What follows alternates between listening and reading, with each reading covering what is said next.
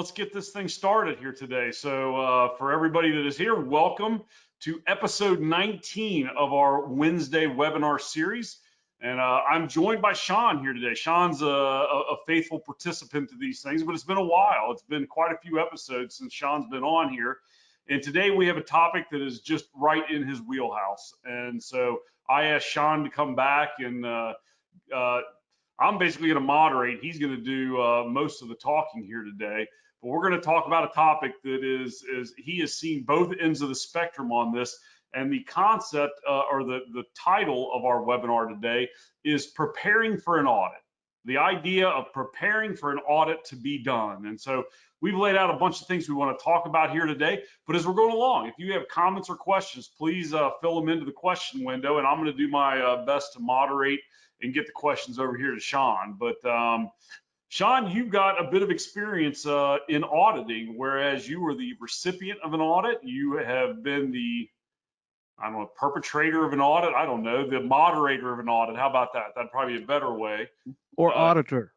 Or auditor. That, you know, you've been an Yeah. auditee and an auditor. And as I went into this, it was interesting because from my world, my concept of an audit is the IRS showing up for an audit, and that concept scares me to death. Now, I've never been audited by the IRS. I don't look forward to that, but that's my concept of an audit, and that has never happened. But why don't we take a step back before we dig into the depth and breadth of audits? Why don't you just clear up any misconceptions that there might be and tell us what an audit is and what it is not?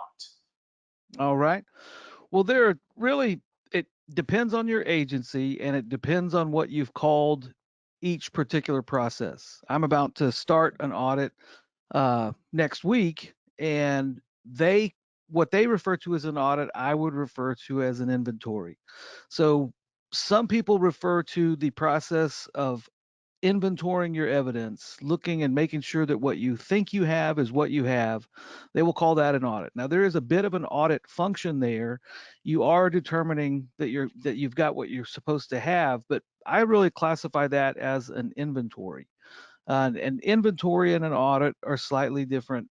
Well, they're actually completely different. An audit, when I'm talking about an audit process, I'm looking for compliance. I'm looking holistically at the agency to make sure that their evidence operations fall within best practices, within standards, that they're in compliance with their own written policies and written procedures, that they package evidence the way that they say they package, and really kind of measuring workflow. For me, it's a global evaluation of evidence operations at an agency. So that's slightly different than an inventory. We recommend at the Evidence Management Institute in our training class, we recommend annual audits and annual inventories. That's two separate processes. So today we're talking about the audit portion of that process, if that makes sense. It's just a global evaluation of evidence operations and making sure that you're in compliance. Sure. So now, is there such a thing? And so the title of this webinar here today is preparing for an audit. That would lead me to believe we have something to speak about in preparing for an audit. But I mean, first of all, is there a concept of preparing for the audit versus somebody just shows up one day and says we're going to do an audit? Can we prepare diligently for an audit? I think there are things that you can do to prepare yourself to get ready or to be prepared for an audit process. But it's not something that I would recommend that you do just because there's an audit that is about to start in your agency. I think there's a difference. You could certainly try to dress things up and clean up the floors and make sure that there's no evidence laying around or out of place. But really, that's not the purpose. We're not looking for the aesthetics of your property room. We're looking at the environment that you store your evidence in. We're looking at the conditions that you store your evidence in. We're looking at whether or not you comply with policy routinely, not just cleaning up and making a show. So, and one of the things we should probably talk about at the beginning, there are really two types of audits that you can do. I mean, there's an internal audit where you audit your own operations, where you take a look at uh, how you're in compliant with policy on your own, or maybe even have an outside person help you that's from a neighboring agency or from a different element within your municipality or your county. I would consider that an internal audit that you can do on your own. Uh, so the preparation for that is a little bit different. I'm an outside auditor. I'm an independent kind of objective observer and evaluator. So when I come in, it's a totally different process. And there are things that you can do to prepare for both or to put yourself in a position where you're ready to undertake either of those processes. Mhm. So, Okay, so let's take a step back now, because as I alluded to just a little bit ago, you've been on both sides of this aisle. Where let's talk first about your experience in being the auditee. So why don't you give us a little bit of your story from back when you were at Carrollton, sort of your lead up to the point where an audit was taking place. Just walk us through a little bit about what that looked like. yeah, my first experience with an audit didn't happen because I wanted an audit. Uh, it happened because I took over the property and evidence unit at our agency a number of years ago and didn't know much about evidence operations. But over the course of the first probably 6 to 12 months of being there, I listened to the people that worked in evidence management at our agency, listened to their concerns, uh, and we just decided collectively, hey, we're going to fix this problem. So we came up with a project proposal. We had some technology needs, and that's where I met you. Mhm. We had some facility needs where we just weren't storing evidence appropriately. We had some organization problems. We had widespread systematic problems that we needed to solve. So we came up with a business plan and we came up with a cost, a dollar figure, and we sent that project plan up through the budget process. And our chief at the time said, "Yeah, I think there are problems." The city manager said, "Yeah, there are some legitimate problems here." But they wanted to make sure that their money was being invested wisely, that they weren't just throwing money after a problem, that they could have a reasonable expectation that they were going to get a solution.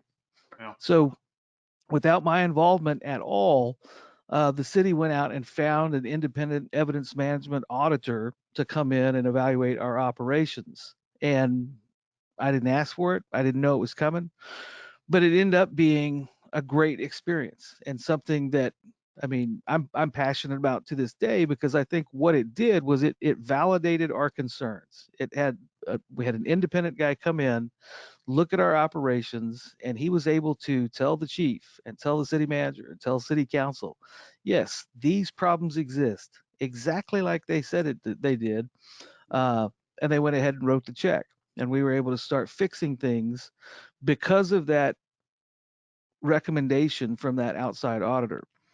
He was also able to give us some information and some ideas that we didn't have, some things that we had never considered or never thought about. Having a fresh lens look at your evidence environment is a good thing. And um, even though I didn't ask for it, I benefited from it tremendously. And I believe in that process today. And that's one of the reasons why I do what I do, is because he was able to come in and help me fix problems and address problems, make recommendations, and get somebody to listen. It's very difficult in this field, in this industry, for evidence custodians sometimes to get somebody to listen and to get someone to validate their concerns. And I really feel like that's one of the things that an audit does. It validates the concerns that you already know exist, the problems that you already know about. They validate those concerns and they provide recommendations. So So we went through, and I have so many questions I want to ask you based on that, but I'm going to hold off on my questions because I want to get into our next section where we talked about the actual idea of preparing for an audit. Now, again, this list of things that Shawn and I are going to go through here in the next little bit of time. Um, this isn't some master thou shalt do list. It's just in the course of him and I discussing about what are some of the best things you can do to prepare for an audit. Now, again, that's the title of what we're talking about here today. I'm not talking about what do you do after the auditors come in. We're talking how do we get you into a position to lead you sort of into what Shawn was describing right there. Because Shawn, you would suggest from your experience, it not only went well, not only did your preparatory work, but the auditor validated everything. It had a very good result for you, right? I mean, that did turn out well. Yeah, they wrote me a big check, and we had money, we had software, Yeah. we had equipment, we had staffing, we had a plan, and we had a mandate to go out and execute that plan. So yeah, I'm a huge proponent. And whether you're looking at an internal process where you're auditing your own operations in a formal manner, or you're going out and finding an external auditor to come in, there are some things that you can do to prepare yourself, to prepare your unit for that audit process. The first thing that you got to be transparent. I mean, the whole goal of an audit process is to find problems. We all know that problems exist.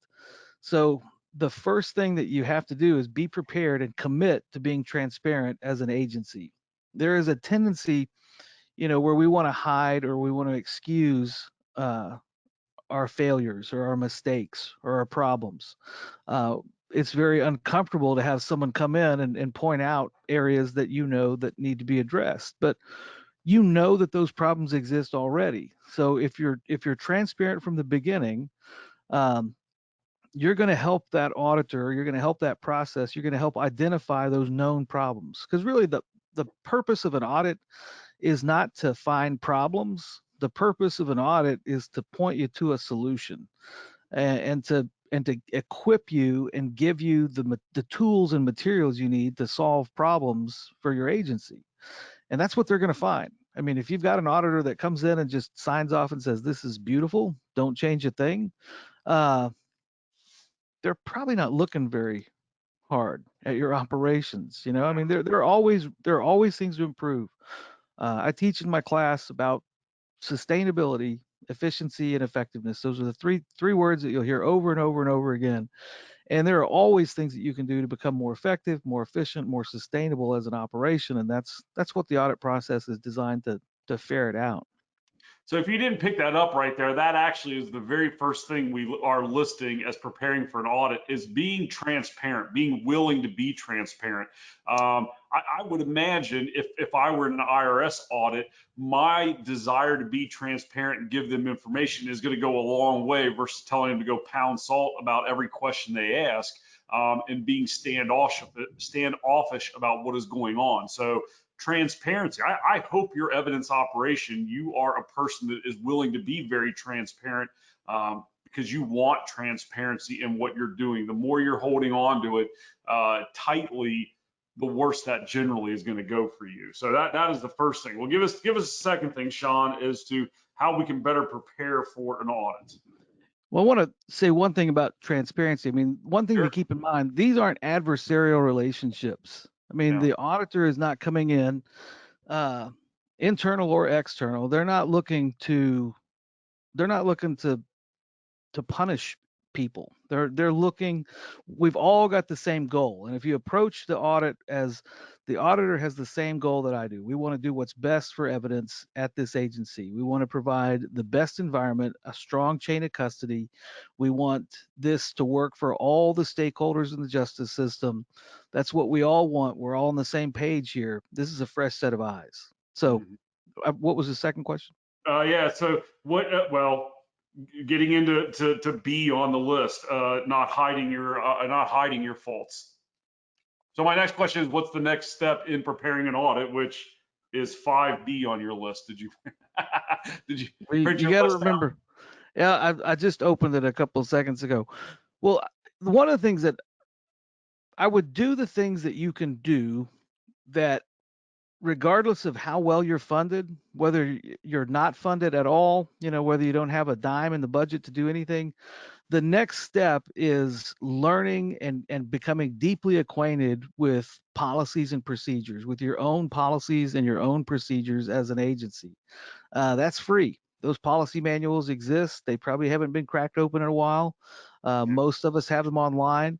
But the more intimately you know policy and procedure at your agency and Mhm. can determine on your own, hey, this is still the way we do things, that's going to help you out. That's going to be a that's going to give you a significant advantage and a head start in the audit process if you understand your own policies and procedures.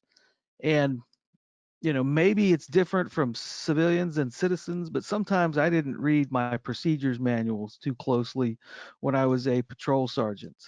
I just kind of did stuff. And I know now that that's wrong. I wouldn't do it again. Well, I wouldn't unretire, but I wouldn't do that again. Policies and procedures are important. Mm. So learn those. Yeah. The other resource that you can become very well acquainted with are the statutes, the evidence related statutes at your state. Uh, those are going to govern a significant portion of what you do as an agency or what you ought to be doing. And you can determine for yourself whether or not you're in compliance with those statutes. Yeah. The third thing that you can just kind of learn on your own would be become knowledgeable about best practices and standards for evidence management.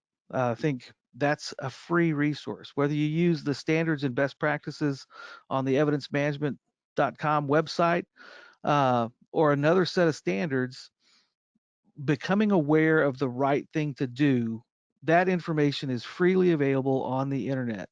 We have it posted on our site under resources. Anybody can look at those and anybody can download them and read them at any time because that's information that people need at their fingertips. So learning your laws, learning your policies and procedures, learning best practices and standards, that's all free. I mean, that doesn't cost you anything. And that's an incredible education for an evidence custodian.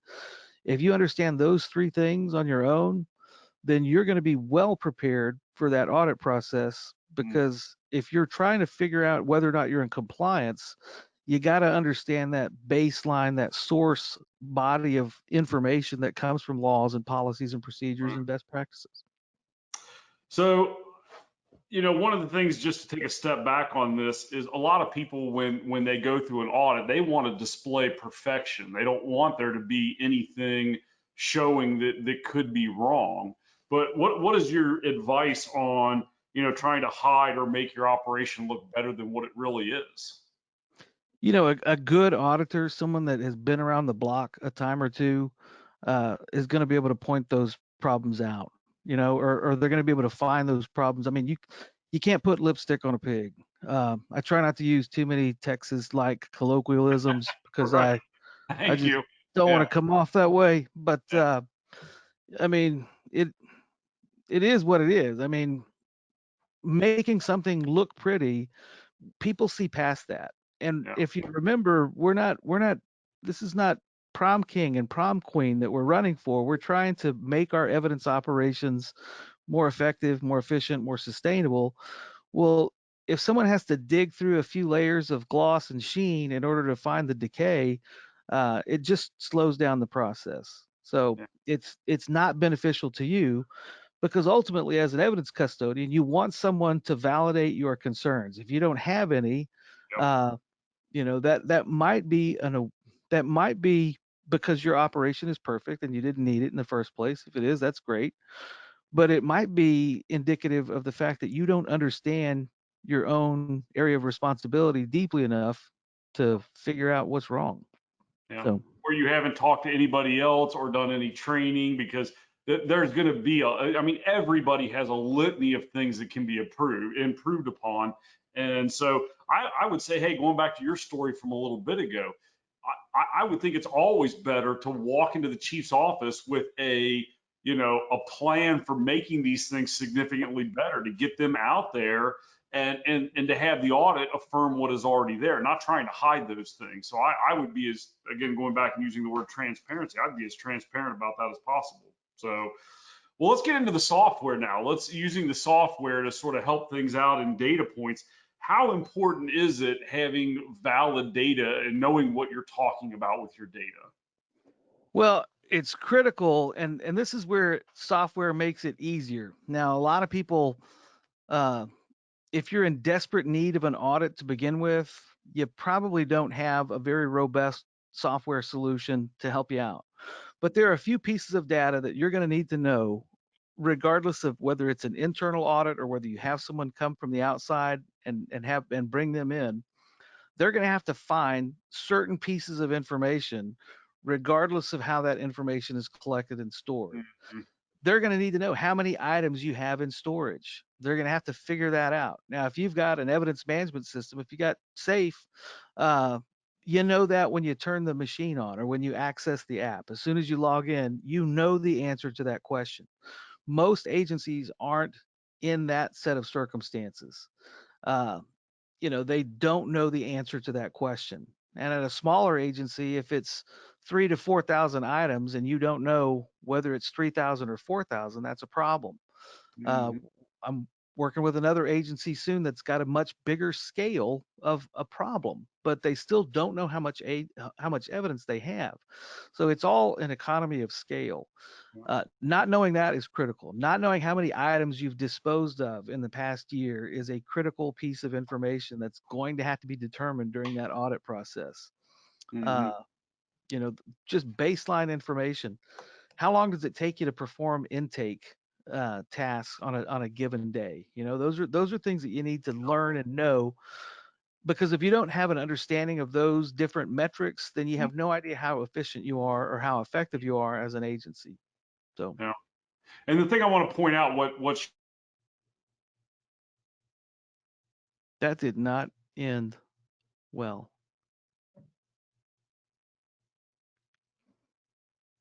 I'm not sure what Ben wants to point out, but I'll keep talking. Oh, there he comes. did you not? I don't know if that was You on my froze end. for a second. Okay. Let me get Max to message me. Max, can you, if Max is hearing me, maybe Max can say something in the background. Are you hearing me, Shawn? Am I coming through I all hear right? you. Yeah, you're coming through.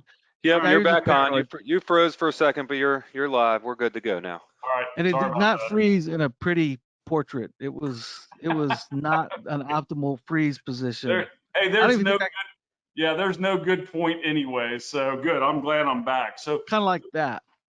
yeah, the point that I was going to make right there is I think you not only need statistics on your evidence, but also your time. You talked about time. You really got to sit down and look at how much time you're spending doing certain different tasks and be able to quantify that. That is going to go a long way in some of those data points also. And I'm curious, Shawn, when you do your audit process, do you ask for time? I mean, when you ask for data points like that, do you get into time also? We don't. Most agencies don't really know that, but that's one of the things we definitely measure. And it's not like we click a stopwatch, but Right. we try to get an average amount of time. How long does it take? I mean, at every stage of the life cycle, you want to know roughly how much time we're talking about, and you can extrapolate, based on the average number of intake items every year, how much time you spend on that particular process. So we try to figure out, is it 4 hours a day that they're spending on intake? Is that how many people, how many hours, how long does it take to perform this task? Now, at a 24/7 operation, that's a little bit of a different metric. But for most of us working in agencies like where I came from, I knew that we had one person spend 8 hours every day on intake. It took 40 hours for our agency to accomplish our intake process. Hmm. That was a measurable quantity, that was a known quantity. So what we were able to do with those metrics is when we implemented software, when we had your old product, we weren't on the new version, we were on the old version. Our intake time went down from 8 hours a day, which is 40 hours a week for one person. It went down to about an hour and a half every day. So we were able to reduce our intake time, the measurement on that intake time, by 75% almost immediately. So that means more time for other things. Because another thing that a good auditor will do is they will help capture those inefficiencies and help put those inefficiencies to better use in a different area. If we can bring down the intake process down by 75%, that leaves time to do other things like work on dispositions. So Yeah. So something else you brought up earlier, and I think this is going to sound really weird when this comes out for somebody. Most people don't want to consider being unemployed or not having their job, but I thought you brought up something very interesting in helping prepare for an audit. How is being without your job helping you prepare for that audit? You remember that? I don't remember that. Yeah. It was great, and it's written on your piece of paper under F if you got that. But it's you talk about having somebody consider. Oh, okay. Now I get what you're driving at. Yeah. Yeah. Yeah. That question was answered in a way. You So can I'm lead a not. horse to water, but you cannot make that Yeah. horse drink I all the think what I time. said that you were trying to get to, I see it now, and because I'm an old man, it's very difficult for me to see that far I because got. you need to use much bigger font when you're I'm writing just these going notes. straight down my list, just so you know, going forward, I'm going straight Yeah. down that list. I think a good question to ask yourself in terms of how healthy you are as an agency, like where you are in the scale of things, whether you're struggling or doing really well.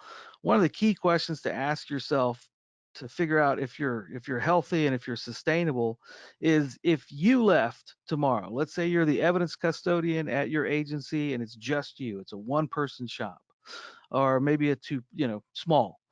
But if you left tomorrow, would your agency be able to accomplish your job the next day? And how replaceable are you? Do you have policies and procedures in place? Do you have people trained up to take your place and step in the gap for you when you're gone? Will this system outlive you? Or do you have the kind of system that requires just this mystical body of knowledge that's only contained in the brain of one humanoid, to where you have this Yoda-like presence at your agency that if Yoda dies, the Jedis all die. And I realize the metaphor is getting stretched a little thin here, but you don't want that as an agency. You don't want that one person that if they leave, you're done for. And a good audit, a good agency is going to be prepared for succession, and a good auditor will help you create an environment to where your agency is set up to be sustainable, even if everyone wins the lottery the next day and pops smoke and leaves. Mm-hmm. Why don't you go through the last couple of them on your list there, and then I'll pick up and get through some of the other things on it. But there's a few more things we have left with training and being a part of state and local organizations. Those are important elements to preparing for an audit. Absolutely, yeah. Yeah, I mean, the last three things that you can really do to prepare yourself for an audit, or to be in a position where you can take full advantage of an audit, is one, absorb as much training as you possibly can. I understand right now that that is difficult, but people aren't having training classes, and the training classes, if there are training classes available, your agency might not let you go to training because you're already probably working short or understaffed or half staffed. Uh, but there are training opportunities that are available. They're online. You can go to our website, and there's a 7-hour or 8-hour training class that we offer free online for evidence managers. You can take part in that. Yeah. Uh, you can listen to as many webinars and podcasts as you can find as are available. There are training opportunities out there, but when this pandemic is over, seek out those training opportunities and learn as much as you possibly can. Talk with other people. I mean, we really, back in March, when I was still kind of going out and doing things, um, when the world shut down, that's why we kind of started that community forum, is to get evidence managers to talk to one another. Using a resource like that, whether it's on the Facebook community forum or whether it is an organization like Tape It or MAPE in Missouri, which is a new evidence association. Getting those people together and connected and talking together, those networks are critically important. If you're in California, you need to be in Cape. If you're in Missouri, you need to be in MAPE. And there are only so many things you can do with the acronym involving property and evidence.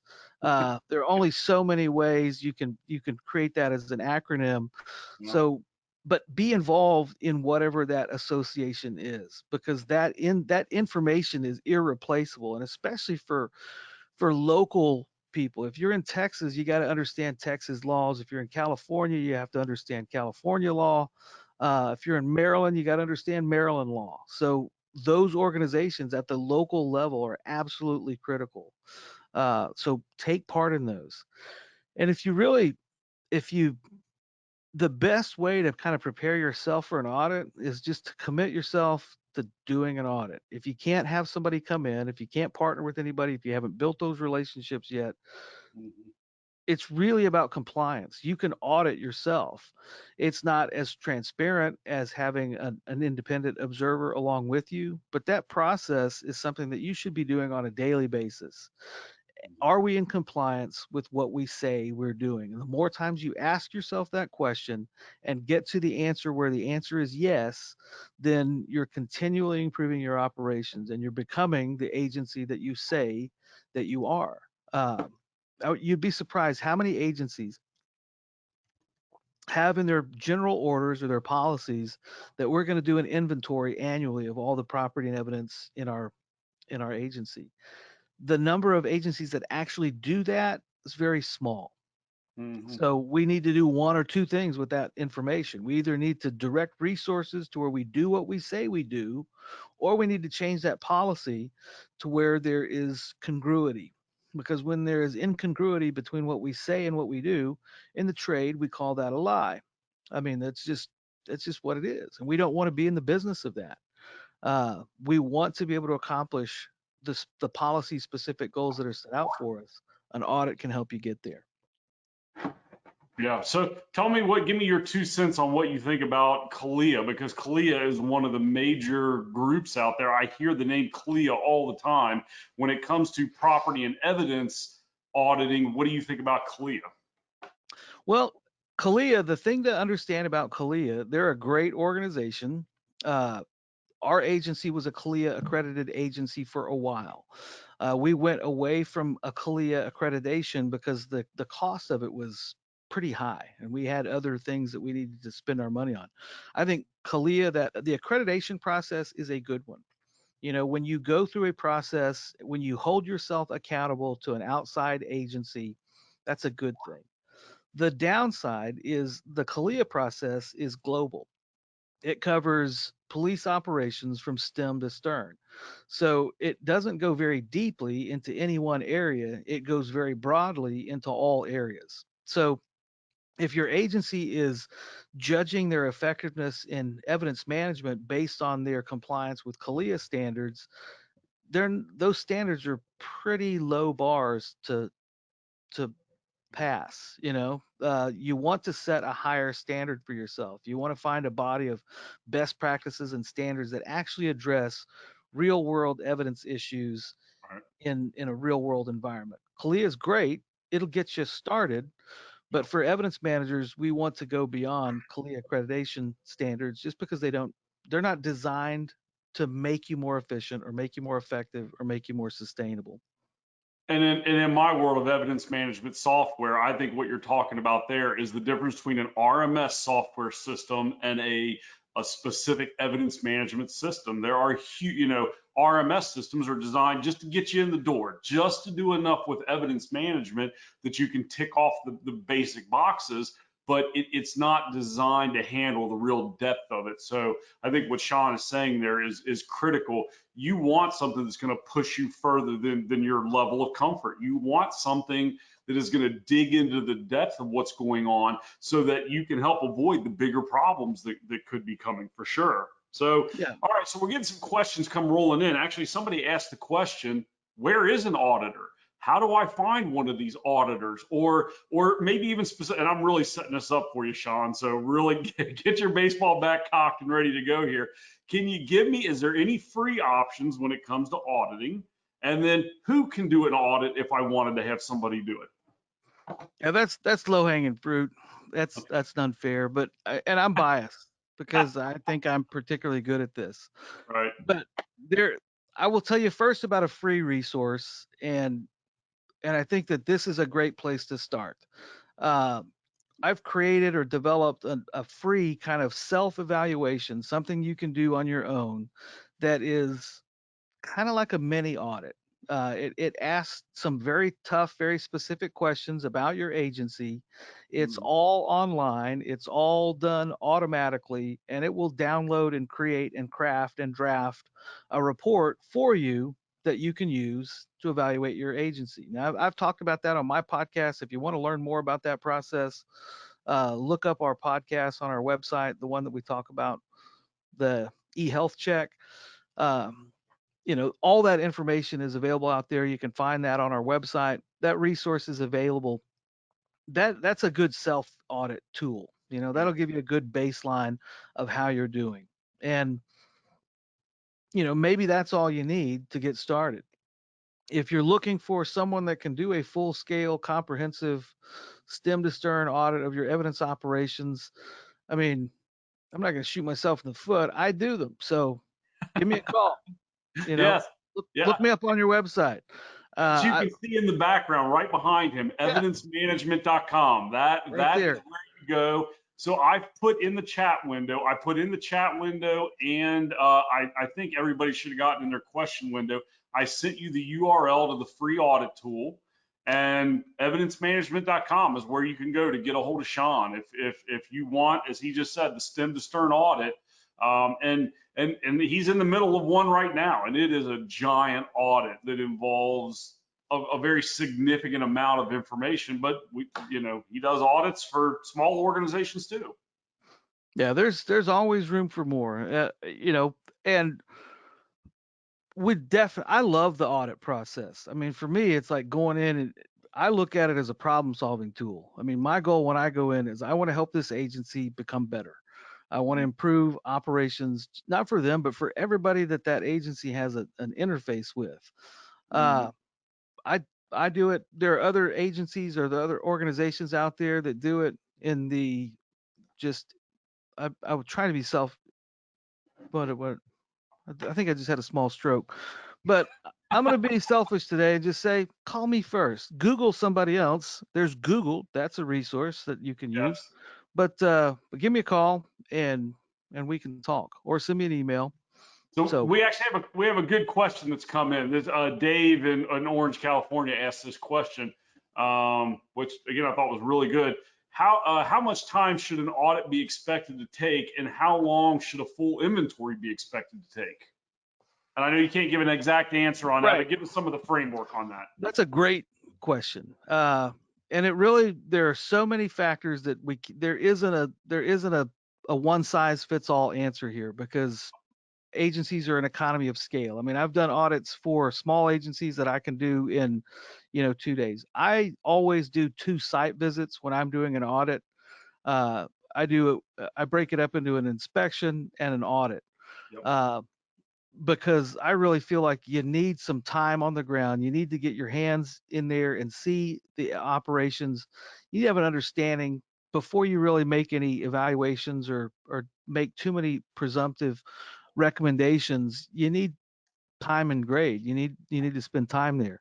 So like the audit process that I'm doing right now, it's a very large agency. We're going to spend a week on the ground in that area, uh, just doing an inspection process, just becoming familiar with their operations, taking some measurements, looking at their storage facility, doing some measurements, uh, running some numbers, reading the policy, and then we're going to go back in a few weeks after that and do an actual audit process where we're looking at packages. So for a huge agency like that, it shouldn't we should be able to turn the thing around in 6 to 8 weeks. That's from first site visit to a finalized report with recommendations. Smaller agencies, it's a much faster turnaround. You spend a couple of days on the ground, you get a baseline for evaluation, then you come back and do the audit. So it's really hard to say. There are other people that do it differently. There are some auditors that come out, especially outside auditors, um, that will only make one visit to your agency. And, if that's their process and they're able to accomplish that, that I don't know. Sometimes the reports take a while to get back.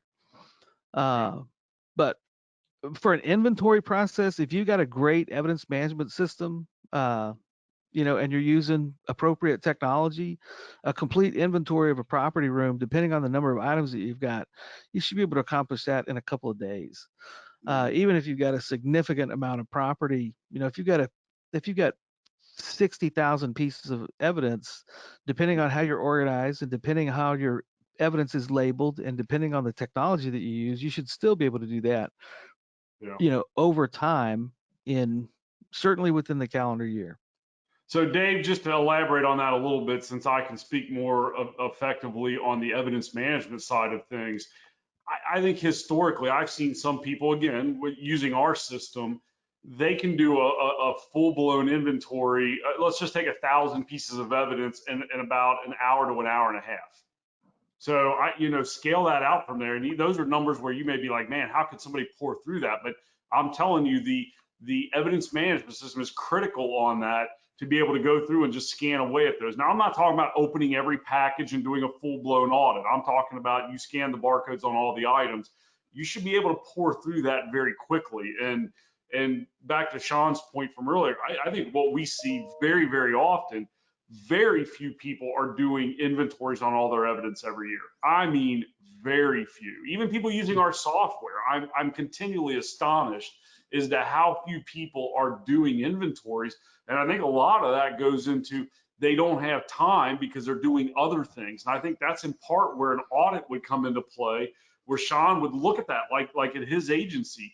You're spending so much time on evidence intake, you don't have time to get, to do inventories and the other stuff on the back end. So I know that's a lot going on right there, but that's the reason an audit can help with something like that.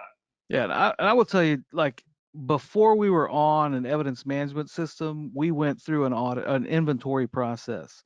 Most of it was manual. We were able to scan some things, but most of that first inventory process is going to be painful.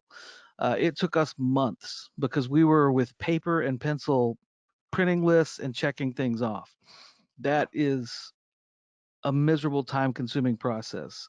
Like some of the agencies that I work with, they'll ask, well, how long should it take for me to do an inventory?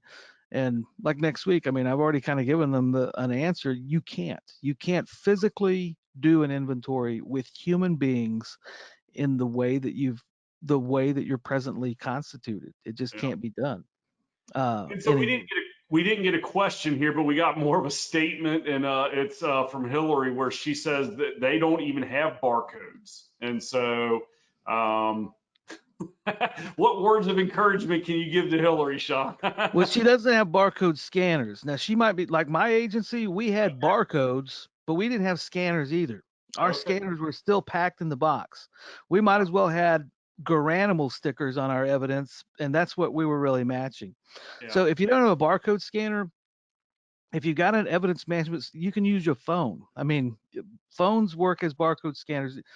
Barcode scanners used to be prohibitive, but if you've got the right technology, you don't need the scanner anymore. You can use a phone. But if you don't have the right system and you don't have a barcode scanner, I don't have a lot of great news for you. It's just going to take a long time. And that's why, Hillary, that goes up at the top. In fact, Shawn, I don't know if you caught it earlier, but when he was talking about being at Carrollton, one of his major objectives, and the reason he and I met, was because they needed to get an evidence management system in place. I mean, that was part of his vision. We go back to my last webinar that I did where I talked about vision. He understood very early on, I got to get a system in place that is going to enable all these other things that need to be done. And unfortunately, what happens all too often is we hear people where they understand they need these things. And maybe, Shawn, I'm going to give you a question that may have no answer to it, but what do you tell somebody that they know they need these things, but either they can't get them, maybe they don't get somebody to listen to them? Is there something you could offer? How do you go about maybe shifting that a little bit to get somebody to help with that? Well, I mean, I would say you can control what you can control. If you can't get your agency to bring someone from the outside and look at your evidence operations, we generally have very little authority to accomplish that, but you can develop influence. And one of the things that I would recommend, if you're in that situation where you feel like you can't get anybody to pay attention, you feel like you need somebody from the outside to come take a look and help you create create a solution, uh, go to that eHealth check. I mean, use resources that are free, use the leverage that you have, and that can help. That report, if you shoot that up the chain, that can communicate on your behalf objectively from a That's third great. party who has no stake in the fight. But that's just objective information. Yep. Uh, the more that you can do that, the better off that you're going to be. And then just do your own process. I mean, there is nothing that says you have to. I mean, if I hesitate to say this, there's nothing that says you have to have an outside auditor come in. I would love to do it. I would love to come to your agency and you pay me money and I do it. But you can do it on your own. You can do it collaboratively with other agencies that are adjacent to you. You don't have to, I mean, do something on your own that Sure. you can control. Don't wait for your agency to change their minds or to change their budget strategy. If they're not willing to look at it, start your own process. Yep. All right. Well, before I get into my next question or comment on that, if Max is somewhere in the background, I've been sending Max a message and I'm hoping he can respond and get me a link to something. Somebody's asking about the link to the podcast, and I'm looking at the evidencemanagement.com page. Is that under the resources evidence show? Shawn, is that where the podcast is listed at? Yeah, correct. Sorry about that. It is under the evidence show. However, the first episode recorded just fine. We had an issue with the Okay. GoToWebinar recording of the second episode. So that is gone forever unless we reproduce that. Yep. So yeah, unfortunately, we lost that second episode. Well, that's all right. And so Demetria, who asked that question, I'm going to send the URL to that out to you. So there's that. So yes, and Hillary just responded. She's going to push for the e-check. And so the other thing, Hillary, just so you know, it's free to do the I don't Yeah, know. Did we say that? There's no cost to doing that yeah, health? there's no push. You just log in and do it. I mean, Right. I will push. Here's the push. That's Go right. do it. You know, and the reason that we did it, the reason that we feel like there's value in that is because it can be useful. It can help create and it can help affect change for your agency. And that's really what drives me and what I do and why we're in this is because we want the whole culture of evidence management to improve. We want to raise the bar when we talk about evidence, when we feel like that's one small contribution, one thing that we can do to make that happen is to provide you a resource, because 90% of the agencies out there, they're not going to spring for an outside auditor to come in. But there are resources available to you. There are things that you can do in order to get some of that objective insight um, Very good. on your behalf. Well, there you go, Hillary. You have been authorized by Shawn to go ahead and move forward and do that health check, and because there is no cost to it. So, well, Shawn, as always, thank you for your time coming on here. This was really good today, and listen. I hope people are emboldened and hear this today and feel confident about making some progressive steps forward to preparing for an audit and. And even more broadly, just getting yourself in line with where you need to be. If the audit comes by doing all these things we talk about all the time, you're going to be in such a better spot to do it when it does come. And that's what we're hoping for in all this. So, all right, everyone, well, we're going to wrap it up here today. Thank you very much for showing up. Shawn, thank you for your time, and everybody enjoy the rest of your day and week. All right, you too, man. Have a good one. Bye. See you. Enjoy Michigan. Oh, yeah. Bye-bye.